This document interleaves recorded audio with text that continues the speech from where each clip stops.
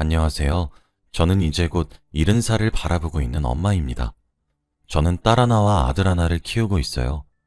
지금은 엊그제만 해도 기어다니던 아기였던 것 같은데 딸아이는 이미 결혼을 했고 아들이 결혼을 앞두고 있습니다. 그래서 그런지 옛날 생각도 많이 나네요. 사실 제 아들은 파혼을 한번 했어요. 벌써 파혼한 지 2년이나 되었네요. 그때는 정말 아들이 하루하루 말라가고 그러는 모습에 정말 마음이 아팠고 슬펐었죠. 그런데 저희 가족이 겪었던 그 일은 정말 다시 생각해도 기막힌 이야기인 것 같아요. 이미 오래전에 일어난 일이었고 지나간 이야기지만 이렇게 한번 사연을 보내면서 연락을 드리게 되었습니다. 저와 남편은 맞벌이 부부였어요. 저희 부부에게는 시댁이 없어요. 남편이 어렸을 때 시아버님께서 사고로 청년이 되었을 땐 병으로 두 분 다 돌아가셨고 남편은 외동이라 아무도 없죠. 그래서 제 친정 부모님을 자신의 부모라 여겼습니다. 그래서 그런지 저희 부부는 결혼을 하고 딸아이를 출산하고 나서 저희 친정 식구들과 함께 살았어요. 다행히 저도 외동이라 부모님이 저를 결혼시킨 이후 빈자리를 많이 느끼기도 했었고 남편 또한 자신이 못다한 효를 다해보고 싶다며 흔쾌히 받아들여 주었어요. 사실 그런 다른 부분들의 문제도 있었지만 딸아이를 육아하는 데에 있어서 친정 부모님의 손을 빌린 것과 마찬가지입니다. 저와 남편은 맞벌이 부부였거든요. 뒤이어 아들도 하나 낳게 되었고 아이들은 무척 잘 자라주었습니다. 저희 속 한번 썩이지도 않았고 말도 참 잘 들었어요. 저희 아이들은 갓난아기 시절부터 주위에서 왜 이렇게 순하냐는 둥, 이렇게 순하고 참한 아기는 난생 처음 본다며 칭찬도 많이 받았었거든요. 남들 다 오는 사춘기도 무난하게 지나갔고 자기네들끼리 우애도 좋았어요. 딸과 아들 모두 저희 손길을 많이 타면서 자라진 않았는데도 정말 잘 자라주었죠.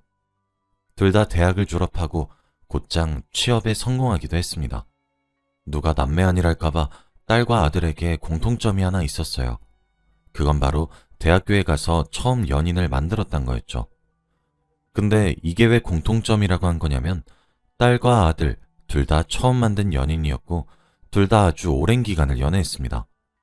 먼저 딸아이는 대학교 3학년 시절에 만나게 되었는데 그렇게 7년 정도를 연애하고 나이 30살이 되기 전에 결혼을 했습니다. 사실 저와 남편도 딸아이의 남자친구가 종종 왕래하고 그러다 보니 이미 아들 같은 존재가 되었었죠. 그래서 결혼도 손쉽게 허락을 해주었어요. 지금도 딸네 부부는 알콩달콩 연애하듯 아주 잘 살고 있습니다. 반면 아들에겐 정말 믿기 힘든 일이 벌어지게 되었어요. 아들도 대학교에 입학을 한 이후로는 여자도 만나지 않으며 살더니 군대를 갔다 온 뒤 여자친구를 하나 만들었다고 하더라고요. 착하고 좋은 사람이란 소리에 그러냐 하며 가볍게 대꾸를 하고 말았죠. 아들도 여자친구에 대해 이야기를 자주 해주진 않았습니다. 그런데 그렇게 시간이 점점 흘렀고 정말 오랜 시간 동안 만남을 이어가더군요. 아들의 여자친구는 현주라는 귀여운 여자아이였어요. 처음엔 소꿉장난하듯이 장난도 치고 그러는 모습이 귀여웠었는데 점점 둘의 사랑이 깊어지는 것이 느껴졌습니다. 그렇게 현주와 아들이 연애한 지 4년 정도 되었을까요? 저희 딸아이가 결혼식을 올렸습니다. 현주도 딸아이의 결혼식에 와서 저희 집안 식구들에게 얼굴 도장도 꽝꽝 찍더군요. 그때부터 현주가 저희에게 점점 다가오기도 했어요. 처음엔 저희 집으로 저희 아들과 함께 놀러오는 정도에 그쳤었는데 나중엔 아들 없이도 저희 집에 놀러와서 저와 수다도 떨고 그러기도 했습니다. 현주는 참 싹싹한 아이였고 애교도 많아서 마치 저희 부부에게는 둘째 딸이 생긴 듯 했죠. 오죽하면 제 친딸아이가 엄마는 나야 현주야? 하며 우스갯소리로 물어보기도 할 정도였거든요. 딸아이의 결혼식을 시작으로 현주가 저희 집안이랑 뭔가 본격적으로 왕래를 하기 시작하는 것 같았고 저희 집에서도 그런 현주가 싫지 않았습니다. 오히려 어려워하는 어른들인데도 불구하고 싹싹하게 먼저 다가오려 하는 모습들이 무척 이쁘게 보였어요. 그렇게 시간이 흘렀습니다. 제 아들과 현주는 10년이란 시간 동안 만나게 되었어요. 당연히 그렇게 오랜 기간을 사랑하고 있는 걸 보니 양가에서도 계속해서 결혼은 언제 할 것이냐는 질문을 많이 했죠. 물론 저도 많이 했습니다. 제 배 아파 낳은 자식들이긴 하지만 남매 중에서도 유달리 제 아들은 정말 감수성이 예민하고 감정이 풍부한 아이입니다. 섬세하며 예민하고 자신이 생각하는 로망과 꿈을 꾸는 듯한 이상이 가득한 아이예요. 그래서 아들은 자신이 처음 만난 첫 여자와 오랜 기간 사랑을 쌓고 결국 결혼을 해 아이까지 낳고 행복하게 잘 사는 것이 자신의 로망이라고 하더군요. 그래서 제 질문에 제대로 답도 해주지 않았습니다. 아직 프로포즈도 못했다 둘러대면서 말이에요. 그러던 어느 날 아들이 방방거리는 듯하고 들뜬 듯해 보이는 모습으로 저를 급하게 쳤더라고요. 놀라서 아들을 마중 나왔더니 제게 말하더라고요. 오늘 프로포즈를 했는데 현주가 받아주었다고 말이에요. 그렇게 저를 얼싸안고 너무 행복해서 비명이 다 나올 것 같다던 아들의 모습에 저희 가족들 모두 축하해 주었고 상견례도 일사천리로 진행되었습니다. 사실 말이 상견례인 거지 오랜 기간 연애하고 드디어 결혼을 하게 된 거라며 양가에서 하하호호 웃으며 서로 덕담만 오고 갔습니다. 그렇게 하나씩 결혼 준비가 착착 진행이 되고 있었어요. 신혼집에 계약금을 걸었고 혼수품들을 미리 받으며 결제까지 했죠. 계약할 신혼집에 그대로 배달만 오면 되는 상태였습니다. 드레스와 턱시도를 받고 예단과 예물들을 서로 주고받았어요. 청첩장도 찍었죠. 그렇게 몇 달 결혼 준비를 했는데 그 시간들은 마치 아들에게 꿈처럼 달콤한 시간이었습니다. 제 아들에게 불행은 예기치 않게 찾아왔어요. 청첩장에 인쇄한 잉크가 다 마르기도 전에 믿기 힘든 일이 생겨버린 것이었죠. 저와 남편 둘 다 집안의 내력인지 모르겠지만 술을 전혀 못합니다. 아예 입에도 대지 않아요. 저희를 닮아서 아들과 딸 둘 다 그렇습니다. 저희 집안 사람들 모두가 술을 하나도 못해요. 그런데 하루는 한창 즐겁게 지내야 할 아들이 사위의 부축을 받으며 저희 딸과 함께 집으로 들어오는 것이 아니겠어요? 저는 그런 모습을 살면서 처음 봐서 당연히 정말 깜짝 놀랐습니다. 술주정을 부리는 아들의 모습이 매우 낯설었거든요. 딸과 사이를 닥달하니 오늘은 자고 갈 테니 내일 다시 이야기하자며 말을 아끼더군요. 정말 걱정이 되었어요. 그렇게 하루가 지나갔고 다음날 아들에게 들었던 말에 저는 정말 뒷목을 잡았습니다. 행복한 결혼식을 앞두고 아들이 우울한 이유는 어느 연락 한 통 때문이었거든요. 아들의 말은 이러했습니다. 여느 날과 다름없이 현주를 만나러 갔는데 아들은 현주로부터 아주 끔찍한 사실을 알게 되었다고 해요. 그날은 현주의 분위기도 다른 날과 너무도 달랐다고 합니다. 멍하니 앉아있던 현주는 제 아들이 나타나자마자 눈이 빠져라 노려보기 시작했고 이내 눈물을 펑펑 쏟더랍니다. 당황한 아들은 무슨 일이냐며 현주를 계속 달랬는데 현주가 글쎄 제 아들에게 자신의 휴대폰을 집어던졌다고 해요. 뭔가 싶어서 던진 휴대폰을 주워들고 그 안을 살펴보니 어떤 대화창이 하나 떠 있었다고 하더군요. 요즘엔 카카오톡 같은 것도 대화를 주고받을 수 있지만 그 외에도 다른 어플들과 SNS들이 활발해서 그런 것들로 대화를 주고받을 수 있더라고요. 현주는 그 중에서도 SNS의 대화 내용이었죠. 그러나 대화 내용은 그냥 넘길 수 있는 대화가 아니었습니다. 상대방은 현주에게 무턱대고 제 아들의 아이를 낳아 기르고 있으니 결혼을 하지 말라며 자신이 배 아파 낳은 아이의 아버지를 빼앗아가지 말라는 등등 당최 알 수 없는 얘기들만 했다고 합니다.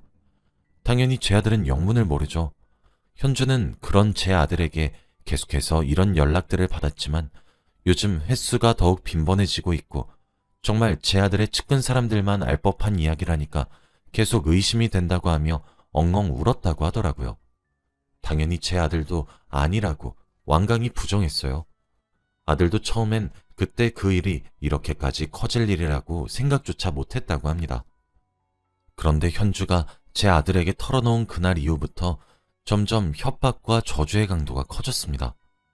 아이 아버지를 빼앗아가고 얼마나 잘 사는지 보겠다는 등 현주를 향한 독설을 상대는 서슴지 않더군요. 하지만 제 아들은 억울했습니다.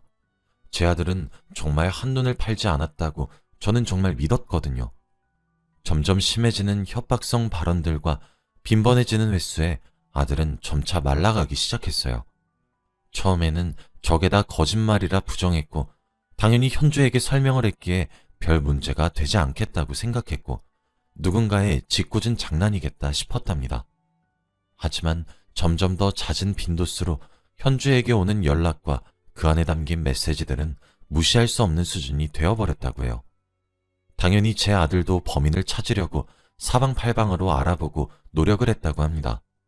하지만 누군지 특정할 수도 없었고 현주에게 메시지를 보내는 사람의 SNS 계정에 들어가도 아무런 게시글도 흔적도 남겨져 있지 않았다고 해요. 오로지 현주에게 연락을 하기 위해 만든 아이디처럼 말이죠. 결국 저희 예비 사돈댁의 귀에까지 그 이야기가 들어가게 되었습니다. 당연히 저희들 모두 죄를 짓지 않은 아들까지 면목이 없더군요. 그간 현주와 주고받은 대화들을 프린트해왔길래 읽었더니 솔직히 저도 조금의 의심은 들었습니다. 여러 차례 아들에게 진짜 아니냐고 되물어볼 정도였으니까요. 근데 그게 또 정말 그럴 수밖에 없었던 것이 제 아들을 믿지 못한다는 것이 아니라 정말 측근이 아니라면 알 수 없는 얘기들까지 자세하게 나누고 있더군요. 예를 들자면 아들이 이직 준비를 하는 것 등등 말이죠. 아들은 점점 피폐해져 갔습니다. 누군가가 자신을 감시하고 있을 거란 불안감에 미쳐가기 시작했고 그것은 현주와의 불화로 발전했죠. 저는 그렇게 마음고생을 하는 아들을 보다 못해 따로 불러냈고 조용히 권유했어요. 경찰에 고소를 하자고 말이죠. 짓궂은 장난의 수준은 이미 도를 넘은 지 오래되었고 그 일로 인해 아들이 파혼을 한 해 만에 하고 있으니 차라리 고소를 해서 범인을 잡자 싶더군요. 현준의 부모님들도 처음엔 제 아들을 믿었지만 나중엔 아니 어떻게 생활했기에 결혼을 앞두고 이런 소리가 나돌 정도입니까? 라며 불쾌해하셨거든요. 아들은 제 말이 맞는 것 같다고 바로 동의를 했고 저는 이 고소 사실을 아무에게도 알리지 말라고 수차례 말했어요. 현주에게도 비밀로 하고 엄마인 저랑 당사자인 아들만 알고 있기로 했죠. 당연히 범인은 잡히지 않았고 그럼에도 불구하고 지속적으로 오는 메시지들에 결국 아들의 결혼은 미뤄졌습니다. 사실 파혼을 바라보는 것과 다를 바가 없을 정도였어요. 그런데 더 충격적인 일은 뭐였는지 아시나요? 조금 오랜 기간이 걸리긴 했지만 결국 경찰에서 용의자를 특정할 수 있었습니다. 계정을 추적했죠. 현주에게 그런 허위 사실들이 가득 담긴 메시지들을 폭탄처럼 보냈던 사람은 저희가 잘 알고 있는 사람이었어요. 그 사람은 바로 현주였습니다. 처음엔 그 모든 결과들이 믿기지가 않았어요. 저희 앞에서 눈물을 흘리며 호소하고 불안에 떨면서 더 이상 제 아들을 신뢰할 수 있을지 없을지 모르겠다며 흔들리는 모습을 보여줬던 사람이 바로 그 현주가 범인이란 사실을 말이죠. 저는 정말 참을 수 없을 정도의 커다란 분노를 느끼게 되었고 그 길로 아들을 데리고 현준의 집으로 밀고 들어갔습니다. 마침 주말이라 현준의 가족들 모두가 모여있더군요. 현준은 갑작스런 저희 모자의 방문에 놀란 건지 두 눈이 휘둥그레져 있었어요. 저는 현주를 보자마자 물었습니다. 너였니? 라고요. 현주는 영문도 모르겠다는 듯 갑자기 무슨 소리를 하시는 거예요, 어머님? 이라고 했고 그들의 부모들도 오히려 저를 타박하는 듯한 눈길로 쳐다보더군요. 사돈, 저도 아들 가진 부모에서 사돈댁들 마음 이해하려고 노력했어요. 결혼을 조금 오랜 기간 미루게 되더라도 불쾌한 일이 있으니 딸 가진 부모 마음이 오죽할까 싶어서 참았습니다. 다 이해했다고요. 그런데 이게 뭡니까? 사돈댁도 하시고 저희에게 그러신 겁니까? 현주가 받았던 그 메시지들 전부 현주가 보낸 거잖아요. 라고 대답했고 한참을 씩씩거렸습니다. 그렇게 난동을 피우는 사이 아들이 제 남편과 딸네 부부에게 연락했는지 사돈댁으로 다 찾아왔더군요. 저는 거기에 그치지 않고 이 결혼 없자고 할 때 내가 불안해서 우리 아들을 설득하면서까지 너랑 나만 둘이 알고 말자며 경찰에 고소했어요. 만약 이렇게 혼인이 파탄이 나게 되면 위자료 청구도 할 예정이었고요. 어떤 뻔뻔한 낯짝을 들고 있기에 우리 귀한 아들을 괴롭게 만드나 싶어서 내가 고소했어요. 그런데 뭐? 자작극? 이라며 화를 냈어요. 저는 얼어붙은 현주에게 너 지금 똑바로 설명 못하겠니? 정말 고소장이 네 앞으로 날아가야 정신 차릴 거야? 라며 언성을 높였습니다. 그런데 갑자기 현주가 무릎을 꿇고 손을 싹싹 빌면서 잘못했다고 얘기를 하더군요. 현주의 말은 그랬습니다. 오랜 기간 만났지만 결혼까진 생각이 없었다고 해요. 아직 이르다는 생각이 들어 결혼을 더 미루고 싶었지만 양가의 압박도 있고 마침 그때 제 아들이 프로포즈를 했고 그걸 받아들였기에 더 이상 미룰 수가 없었다고 하더군요. 그래도 결혼 준비를 천천히 진행하면서 기회만 엿보고 있었는데 준비되었다는 듯 결혼 준비들도 착착 빠르게 되어가니 정말 이대로 결혼할까 불안했답니다. 주위에서 결혼을 해야 된다는 분위기를 조성하고 몰아가고 자신은 아직 더 놀고 싶고 다른 사람들도 만나고 싶었는데 이미 겹치는 지인들이 지천에 널려 있고 주변 기대에 부응하기엔 너무 힘들고 지쳤대요.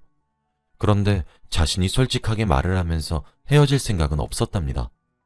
자신이 그러면 욕이란 욕은 다 먹어야 될 것 같은 마음의 말이에요.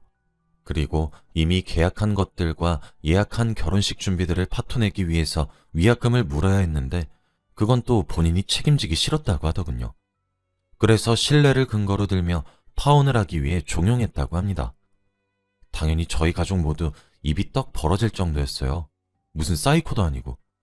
현주는 그런 것들로 고소를 할 거란 생각은 못했던 거였어요. 그렇게 착하고 싹싹한 얼굴 뒤에 그런 이기적인 면모가 숨어 있을 줄이야.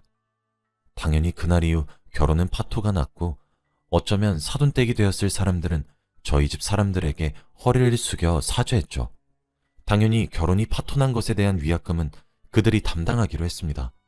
저희가 고소를 취해야 한다는 조건으로 말이에요. 아들은 한동안 충격을 극복하지 못하는 것 같더니 이내 기운을 차렸어요. 억지로라도 밖으로 나가려고 노력하는 모습이 기특했죠. 현주는 저희 아들과 헤어진 이후 아주 물을 만난 고기처럼 활발히 살더군요. 그렇게 현주와 헤어지고 약 1년 뒤 지금의 예비 며느리를 만나게 되었습니다. 마음의 고통은 보이지도 않는데 잘 이겨내준 아들이 정말 너무 고맙더라고요. 예비 며느리는 참 다정하고 착한 아이입니다. 정도 가고 마음도 참 많이 가죠. 며칠 전엔 아들이 결혼을 앞두고 마음이 싱숭생숭했는데 현주로부터 연락을 한 통 받았다고 하더군요. 지나가 보니 봄이었다 얘기하며 자신이 어린 시절 한철에 입었던 실수를 용서해주면 안 되겠냐고 요청했다고 합니다. 자신을 받아달라면서 끝까지 뻔뻔하게 말이에요. 제 아들은 거절했고 결혼을 앞두고 있는 요즘에도 간간히 잊을만 하면 연락이 오는 정도라 하더군요. 참, 열길 물속은 알아도 사람 속은 하나도 모른다더니 그 말이 맞다 싶습니다. 어쩜 멀쩡하고 순박한 사람인 척 할 수 있는 건지. 여기까지 제 이야기는 끝입니다. 제가 이 이야기를 하면서 여러분께 말씀드리고 싶은 점은 딱 하나예요. 사람을 너무 믿지 마셨으면 좋겠어요. 그럼 제 이야기 들어주셔서 너무 감사합니다.